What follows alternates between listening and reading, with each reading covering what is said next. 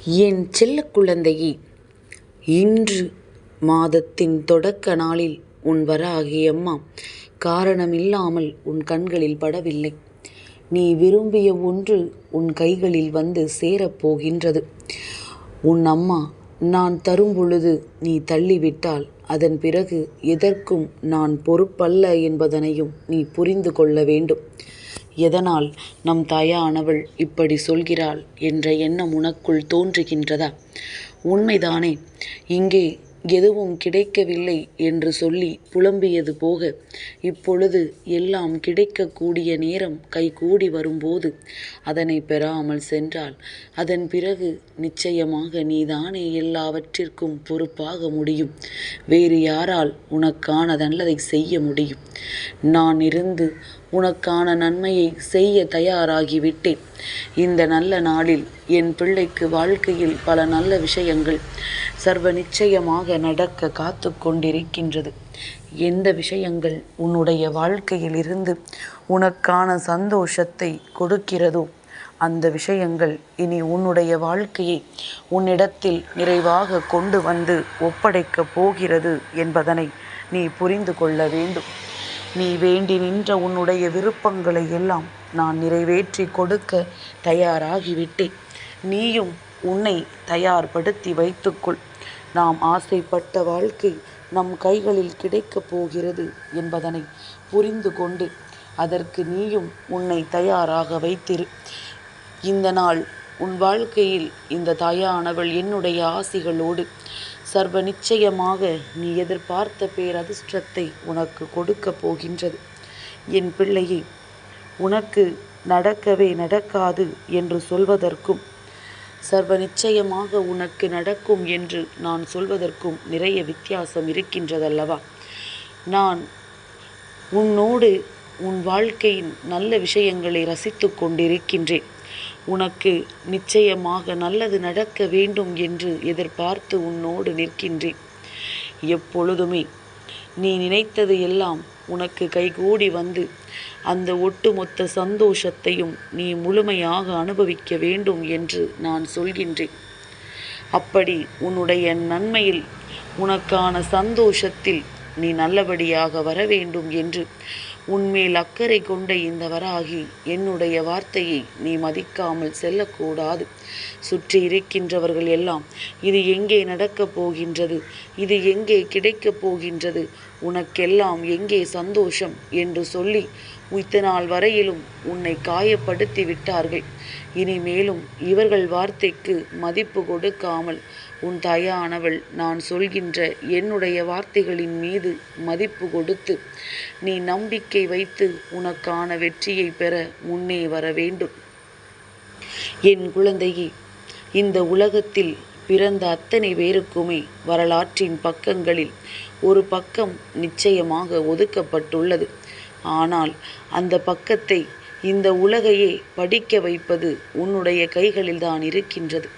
அதாவது நீ தலை சிறந்தவனாக வாழ்ந்து உன்னை மற்றவர்கள் படித்து தனக்கான அனுபவமாக பெற்றுக்கொள்ள வேண்டுமே தவிர நீயும் ஏதோ ஒரு பக்கத்தில் மறைந்து கிடக்கிறோம் என்பது போல இருக்கக்கூடாது. பிறருக்கு பாதிப்புகளை ஏற்படுத்தாதபடி நீ செய்கின்ற எந்த ஒரு செயலாக இருந்தாலுமே அது அனைத்தும் உனக்கு மிக பெரிய புண்ணியம்தான் என்பதனை மறந்து விடாதே. 1000 சண்டைகளும் சங்கடங்களும் இந்த வாழ்க்கையில் இருந்தாலுமே எப்பொழுதுமே தன்னுடைய குடும்பத்தை எவனொருவன் தலையில் தூக்கி வைத்து தாங்குகின்றானோ அவன்தான் உண்மையாகவே அந்த குடும்பத்திற்காக பிறந்தவனாக கருதப்படுகின்றான். எதனால் அம்மா சொல்கிறேன் என்று புரிகின்றதா? எதற்கெடுத்தாலும் விட்டு ஒதுங்குவது, இல்லை என்று வேண்டாம் என்று ஒதுங்கி விடுவது போன்ற விஷயங்கள் இது போன்று யாரும் செய்துவிடக்கூடாது. உன்னுடைய வாழ்க்கை உனக்காக படைக்கப்பட்டது. உன்னை சுற்றி இருப்பவர்கள், உன்னோடு இருப்பவர்களும் உனக்காக படைக்கப்பட்டவர்கள். பிரச்சனைகள் வந்தால் பேசி தீர்க்க வேண்டுமே தவிர பேசி பேசி அதை வளர்த்து கொண்டிருக்க கூடாது. உனக்கும் ஒருவருக்கும் மனஸ்தாபங்கள் வருகிறது என்றால் சட்டென்று அதை முறித்து கொள்ள நினைக்கக்கூடாது. அதை விடுத்து என் பிள்ளையை கொஞ்சம் கொஞ்சமாக பேசி அந்த பிரச்சனையை சரி செய்ய முயற்சிகளை செய்ய வேண்டும் என்பதனை முதலில் நீ புரிந்து கொள். ஒருவன் மாறிவிட்டான் என்று சொல்வது தவறு. அனுபவம் அவனை மாற்றிவிட்டது என்பதுதான் சரியான ஒரு வாக்கியமாக இருக்கும். வாழ்க்கையில் ஒவ்வொரு நகர்வுமே ஒவ்வொரு அனுபவத்தை கொடுத்துதான் நகர்ந்து சென்று கொண்டிருக்கிறது என்பதனை மறந்து விடாதே. எப்பொழுதுமே அடுத்தவன் வளர்ச்சியை காணுகின்ற நீ அவன் என்னென்ன முயற்சிகளை செய்தான் என்பதனையும் பார்க்க வேண்டும். அவனினுடைய முயற்சி எந்த அளவில் இருந்திருந்தால் அவனுக்கு இந்த வெற்றி கிடைத்திருக்கும் என்று சற்று சிந்தித்து பார்க்க வேண்டும்.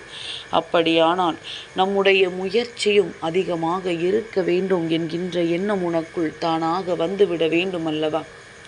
போலியான உபசரிப்புகளை விட உண்மையான திமிர் மிகவும் அழகானது. பெருந்தன்மையாக நடிப்பதை விட இயல்பான அகம்பாவம் மேலானது. அதாவது நடிப்பதை விட உண்மை மேலானது என்று உன் அம்மா சொல்கின்றேன். நடிப்பவர்களை ஒருபோதும் நம்பி விடாதே. அவர்களின் உண்மையான குணம் என்னவென்று நிச்சயமாக உன்னால் ஒருபொழுதுமே கண்டுபிடித்து விட முடியாது.